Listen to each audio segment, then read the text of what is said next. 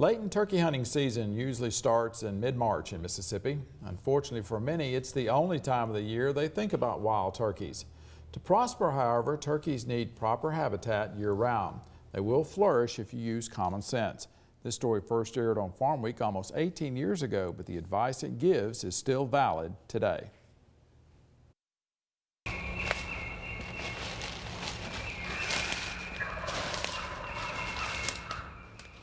It's an early March morning in southwest Mississippi. If anyone can lay claim to the thrill of the hunt, it's turkey hunters. They're eye to eye with an animal that has keen eyesight and clear hearing.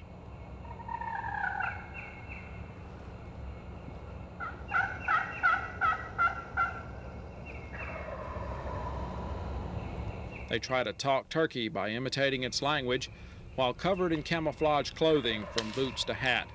When you're out in the woods hunting turkeys, it's easy to forget why the turkeys are there, or in some cases, not there. The reason is habitat. The better your land suits the needs of turkeys, the better your chances of having them. Turkeys are creatures of forest land habitat, and over half of the southeast is forested, much of that in private land, so producing turkeys on private forest land areas is critical. Like many animals, turkeys need a varied habitat to be successful. They can live in hardwood or pine forests. With the increase in the value of timber, many landowners are cutting trees and replanting them in pine plantations.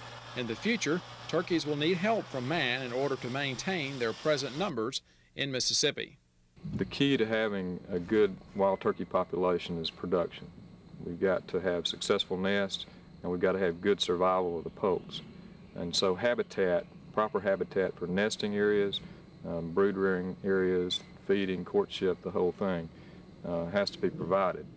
And we achieve that habitat with a good mix of forest land habitat and openings. Stewart says turkeys can do well on land that ranges from as little as 15% open space up to 65%.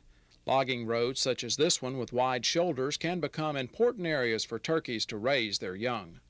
Turkeys will normally nest within 10 to 20 yards of an opening, a roadside or an edge like this, and we've got pretty decent nesting habitat here in this pine forest, although it probably does need a burn, and that will help open it up some and produce more food. So the hen will bring them from the nest out into brood rearing habitat, and they can pick up grasses, and the hen and the poults later on will use these roadsides to pick up a lot of seed heads that are going to be produced here with some of these grasses and different weeds like that.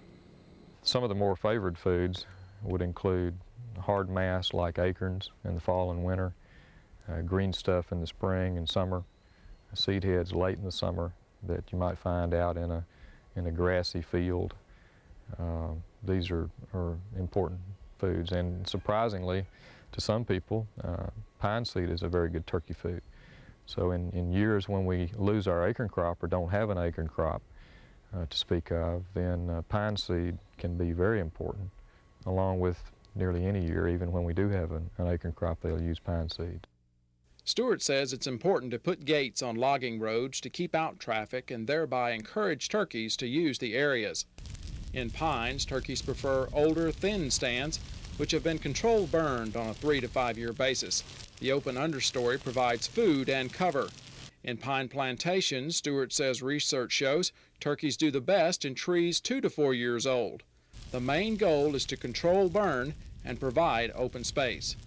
But if we can get into pine plantations fairly early with a burning and thinning program, provide some openings, some permanent openings in with that pine plantation, we can produce good numbers of turkeys and achieve our objectives there for the wild turkey as well as white-tailed deer and other species.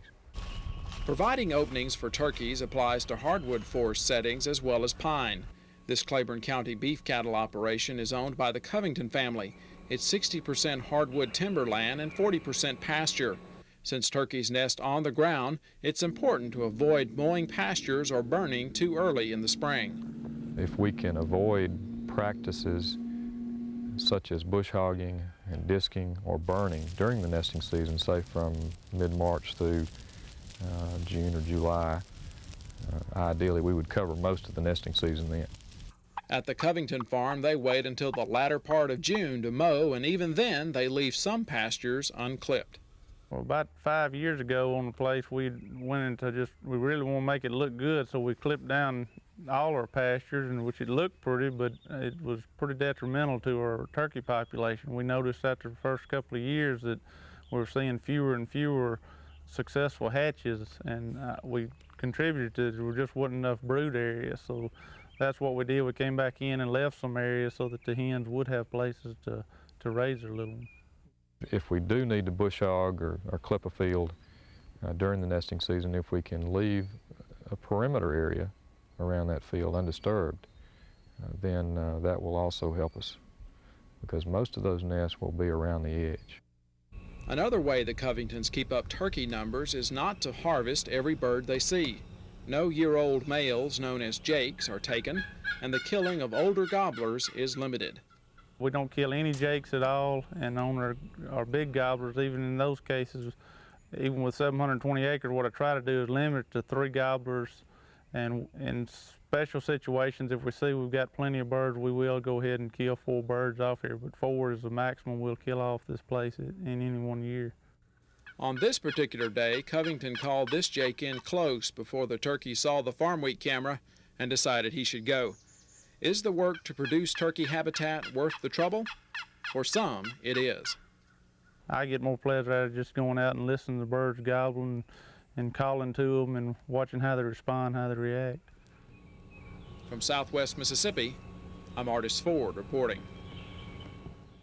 Well, go to our Farm Week website if you'd like to see this story on turkey habitat. The website is farmweek.msucares.com. You can also find us on Facebook and YouTube. We'll also have links to get you started in providing habitat for wild turkeys while you're growing your trees for timber. And that is the thing, Layton. What's good for the pine timber, it's good for the turkeys too. So, and it's hard to believe that story shot that in 1996. I can still remember that like it was yesterday. I mean, it was so much fun being out there with a camera trying to get the turkeys. But still pertinent information today. But still pertinent information. All we have to do is start, pick some habitat and try to start working on it, and hopefully those turkeys will come.